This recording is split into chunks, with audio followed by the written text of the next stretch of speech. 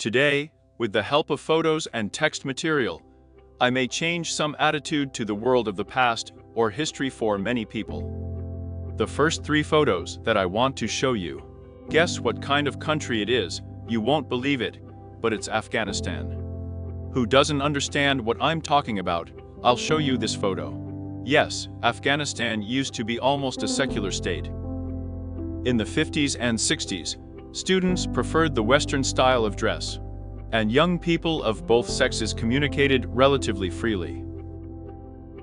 During the annual Independence Day of Afghanistan, Kabul was illuminated by lights for 9 days at night in late August. It's dark in the city at night now. Even driving at night in a car is creepy. I would say not only creepy, but also dangerous. There are almost no lights on the streets are empty, nightlife is out of the question. Clothing boutiques used to be commonplace in Kabul, as were music stores that brought the rhythms and energy of Western world music to Afghan teenagers. There is such a famous blogger, Dandelion in the common people. He used to be famous precisely because of the Live magazine. So he had an amazing article about how he went to Afghanistan. Well, I can only say one thing, what I saw there from this article. This is drug addiction, severe unsanitary conditions, sorry for the expression, shitting people right on the streets. And it was completely different before. But let's move on to the next photo. This is already our country, the USSR. Does the inscription on the pipe remind you of anything? Sanctions, they have always been there. And this, I think, is a car dealership somewhere abroad, a Muscovite, and a beautiful diva in the trunk. The most interesting thing is that this Muscovite opens the rear window, if I understand it, like in American cars. Yes, Muscovites used to be exported to foreign countries. Well, the next photo. In this photo, we see a man who with difficulty opened a huge book. There's a whole library there. I don't remember where this photo came from, it seems to be from France. The question is, for whom were such large books intended? It's like they wrote it for a bike. Yes, I know they make similar ones now, but as a kind of souvenir and piece by piece, but here we can observe the books of giants. But that's not all. Look at the large font. Who wrote all this? And of course, a few photos on the subject of huge steps all over the world. They did such things in general. I must say right away, I'm not claiming anything. Yes, I want to note that today's photos are without any one topic, that is, those photos that I saw today, and, as you know, was a little surprised. Well, or I wasn't surprised, I just wanted to share it with you. So, without any topic. For me, they are very interesting. They may be interesting for you or for some people, because they change ideas about the world and history. And again we return to Russia, the beach of the Moscow River, 1929th year. To be honest, I didn't understand at first, but many men sparkle with a naked ass. Not that there were problems with cowards, not that nudism was the norm in 1929th year. I can't get up. And this is the angle of Moscow. You will never see it again, because gum is building. As you can see, there is no clock on the Kremlin Tower.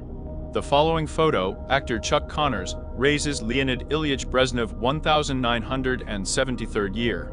Just unusual photos for me. Why did I post this photo today? But to be honest, when I first saw it, and I saw this photo about 5 years ago, the tone of it made me feel quite strange.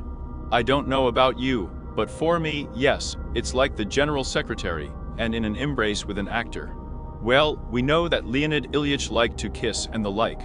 By the way, he loved both the woman and the car. But we are moving from political affairs to an alternative one. You've probably seen this photo. So I look and think, how can such a saw cut such a huge tree? I had, of course, experience more than once sawing, I mean with a two-handed saw, but this tree is 100 times bigger. Although, probably, if you suffer for a long time, something will work out. This photo is 125 years old. The second question I have is, how to transport these trees? How they were sawed to pieces with the same saw. Well, let's just imagine visually that now there is such a huge tree in front of you, of such unusual sizes. You take a two-handed saw and start sawing it from the bottom. I must say that the height of such a tree is about 80–90 meters there. A 9-story building is 30 meters, that is, 3 times more than a 9-story building. Something is creeping in, I have some doubts, but isn't it Photoshop? But I found another photo, like this is how these trees were transported by train. But if this is true, why did these people cut down such huge trees? And here's another photo, these here, it's hard for me to call them people. The monkeys decided, apparently, to destroy all the trees. All the huge trees. But there's a smaller tree here. In short, I found out in the process of studying these photos, there were not many such huge trees, namely redwoods. One was called the mother of the forest, the other I don't remember what it was called. So they cut down the 2 largest sequoias solely for the sake of entertainment, so to speak. They were sent to some exhibition, one to England, the other to the USA. In general, they were engaged in useless crap. They just cut down these trees. The rest are smaller sequoias, almost all were cut down. Here is the largest of the Great Trinity that remains a well-known tree, the General Sherman tree, which is 2,500 years old. But you know, I can't bring myself to call them people. Rubber products. Tell me, why did you do it? But they won't say they are already dead, but it's a pity for the trees, it's the same story. For 2,500 years before the birth of Christ, these trees were already growing and were big.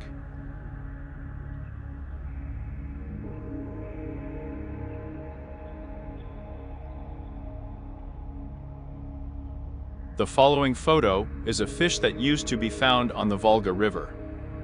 And that's for sure, and it's not Photoshop, who would have thought.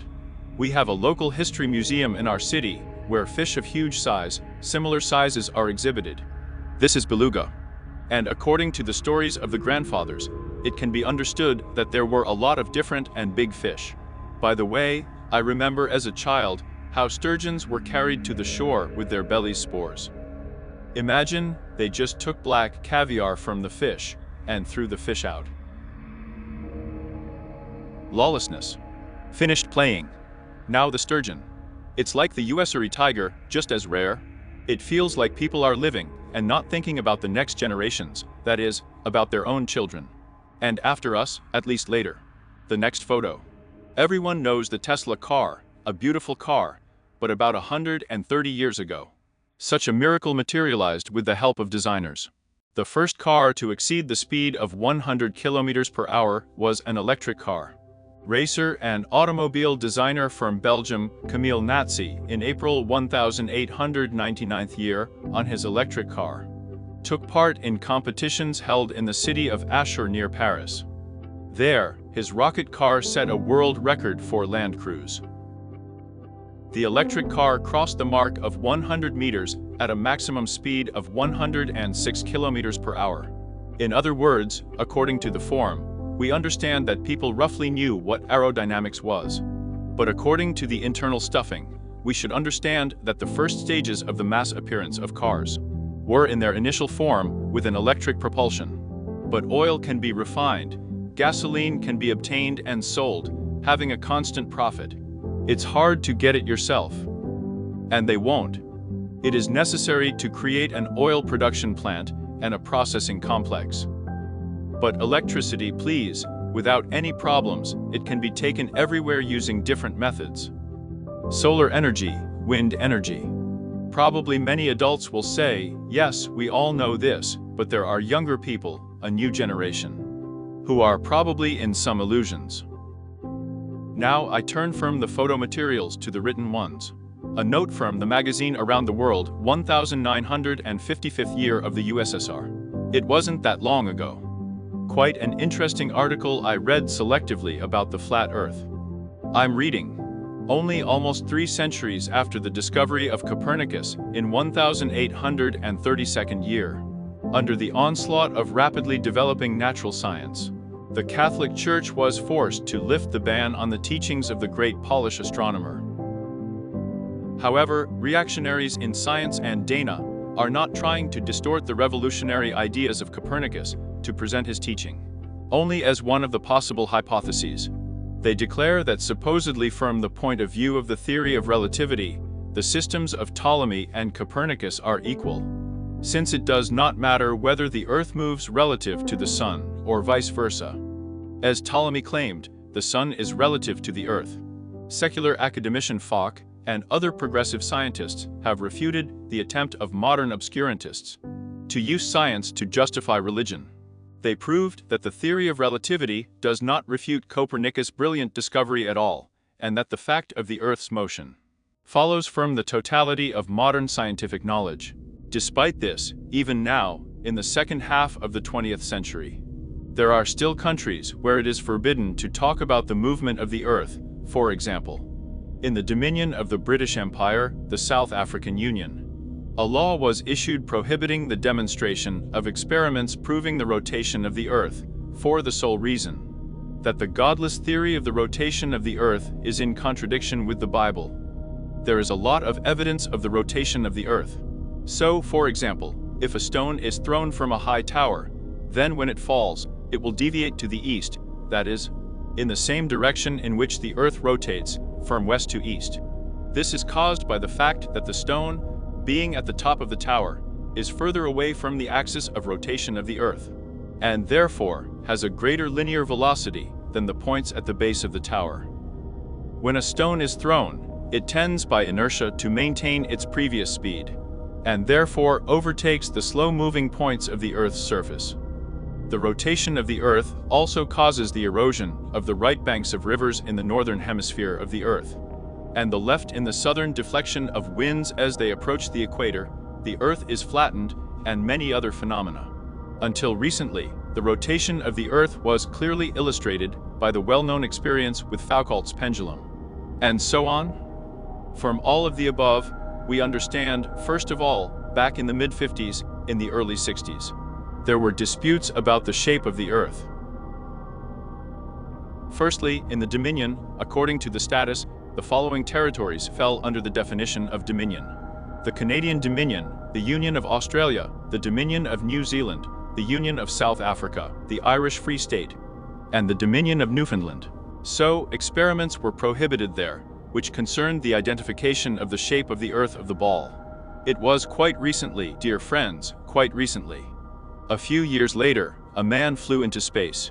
Very strange, incredible, right? And thirdly, we are offered to check just a simple method by throwing a stone from a high tower. Let's guys go ahead, climb the tallest buildings and throw stones, most importantly not on the heads of passersby. Check there so that no one goes. But fourth, there are, like, natural phenomena with blurring of the shores, which prove to us the rotation of the Earth. That's how useful it is to read old magazines. I will, of course, if you want, read out similar articles. Well, you decide for yourself who is right and what generally happens in this world. Historically, the events of which are intertwined and interconnected despite time, ideology and different countries, borders, and so on.